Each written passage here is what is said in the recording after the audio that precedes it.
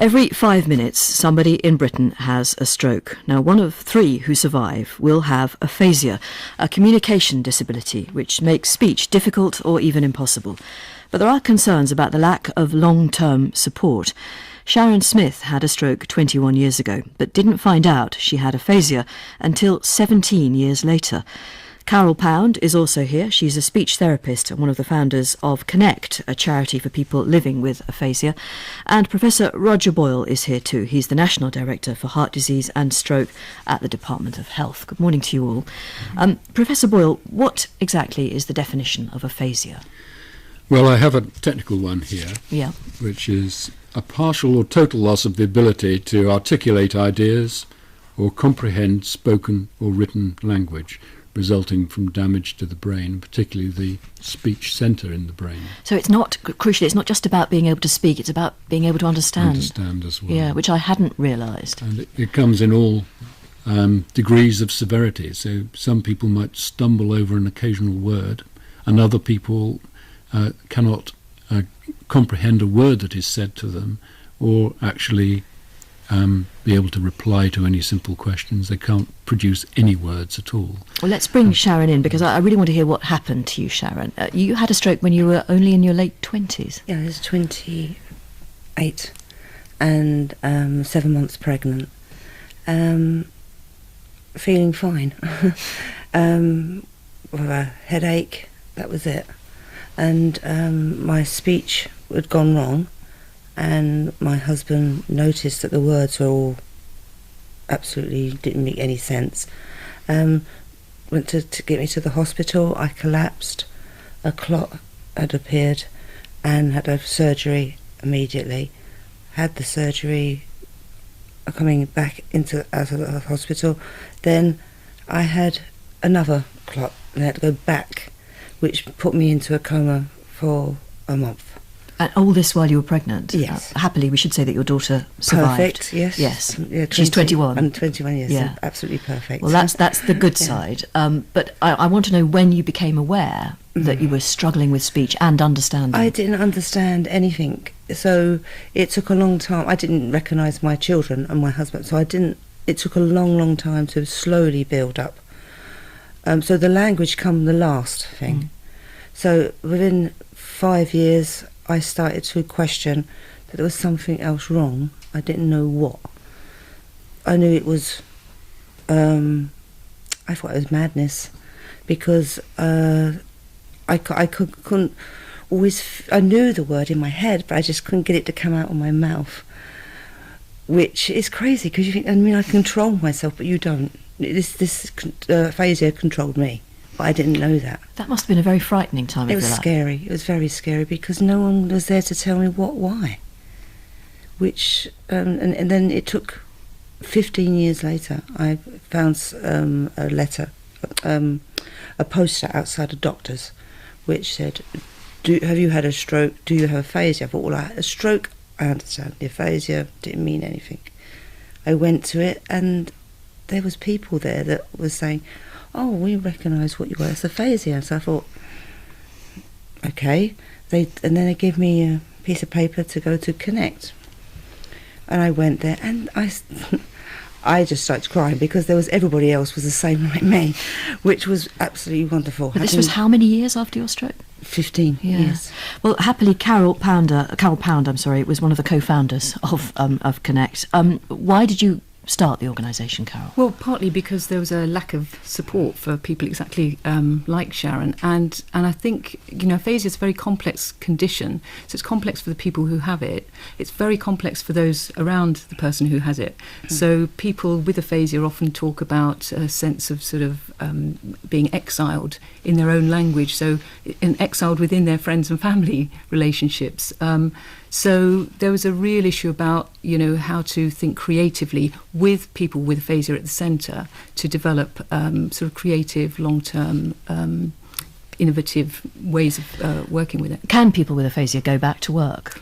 Well, quite a few people go back to work, and that's partly, some people make a very good recovery, as Sharon has, although there's still kind of lasting impacts, as she's told us. Some people are left with perhaps no speech or no reading and writing, so work is really a challenge. But of course, the other thing is the workplace doesn't know how to adapt to aphasia in the way it knows how to adapt with perhaps people who are using wheelchairs or have more obvious physical disabilities. So finding sort of communication ramps as opposed to physical ramps for people to get back and engaged in life is a real challenge. Roger, do we know why some people who have a stroke go on to develop aphasia and some people don't? Well, it does depend on which part of the brain is affected. So if you're right-handed, your speech centre will be on the left side, and if that's the part of the brain that's damaged, then one can expect that kind of problem. But it isn't always stroke that causes this. There are other forms of brain disease and tumours, for example, that may cause this problem. And actually one advantage of the stroke community with aphasia is that there is every chance of making a good recovery. But for people to make a good recovery, they need to redevelop their confidence and be able to integrate into society as much as possible. I mean, one star thing that Connect have done is to set up this befriending scheme, which means that people like Sharon come back and help the next generation of sufferers to help them through this very difficult period of adjustment. But the problem that Sharon had was that she didn't know what she had, but even if she'd known what she had, she might not have been able to communicate it. I mean, it's a really difficult situation to be in, isn't it? Yes. And I'm afraid that professionals quite often assume knowledge in their patients that they don't have and their families, so they may actually forget to use the word aphasia, so there isn't any hook for the sufferer or their families to connect to in terms of where to go next. Why did it take 15 years for somebody like Sharon to get the help she needed? Because I think Sharon may be better answering this question than me, but I think it just takes enough recovery for you to be in a position where you can begin to understand what has gone wrong and to realise how you are beginning to regenerate your own internal connections to get yourself into a position. Yeah, I mean, it's all very well, I guess, being given a leaflet, but if you can't understand, you can't read it. Yeah. Yes, which is why we need to have systems in place as well, where there is, regular follow-up of people who've had these catastrophic events to make sure that their needs are being met as well as possible. Sharon, tell me what you say then to the people that you now befriend, because they must come to you in a very vulnerable state a lot of the time. Normally is they think they're the only person it's ever happened to. So once they get to Connect, they know it's not true. We're all different levels. We have people there that have had aphasia where they've not had a stroke. They've had car accidents, head injuries of one kind or another, which we have a link. There's a link between us all because we will have